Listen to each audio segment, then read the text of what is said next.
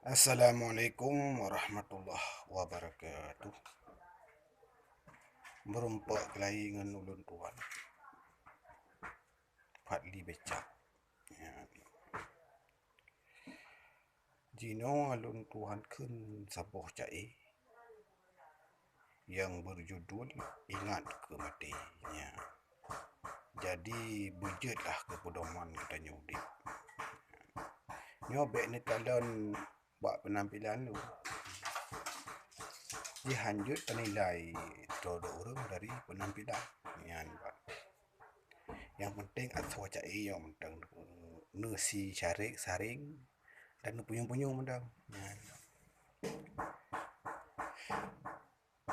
Tak badali dunia rap tamat munya hakikat pulang bak Tuhan.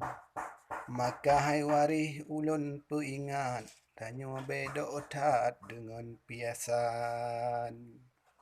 Segolom tawo bakpo hadarat pernah tak ingat untuk amalan. Karena mati hana yang telat watai hai sahabat kagak tentukan.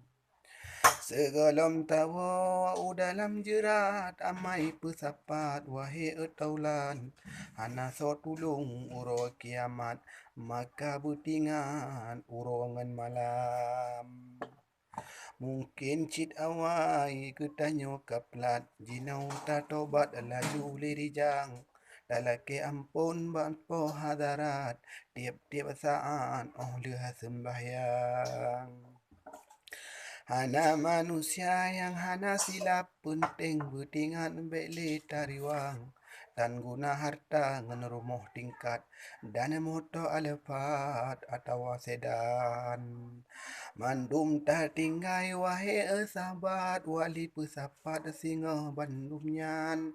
Ada api inang putih mekilat cinta cukup berat yuh menteng sajan. Tapi on tanyo tahu abak tempat cito jerat gasih ngan sayang. Ladum takalan cit sayang tat-tat hanjan sekejap lain dipandang.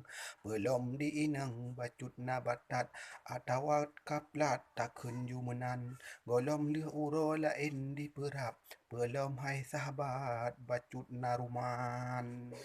Rumah yang raya kasumu tingkat kagop hai sahabat yang po piasan. Padum na sedih asyik tak ingat maka hai sahabat fikir butimang. Itulah calo tanyo harkat bata pesapat urongan malam. Tanjutan tate napai tersengap gop rasa mangat wahai etaulan. Munyona anu yang taat-taat pernah tak intat bak pengajian. Nyan ke nyan wareh kelantau ubat urang yang intat doa petenang. Onan ke pantun bio ulun radat bujur aku ubat getanyo insan. Ngecok yang gad-gad sebagai ubat yang bro hai sahabat kuno wanu pulang. Nanilea dan na umur bila Allah tinggal tak sambung kelai. Assalamualaikum warahmatullahi wabarakatuh.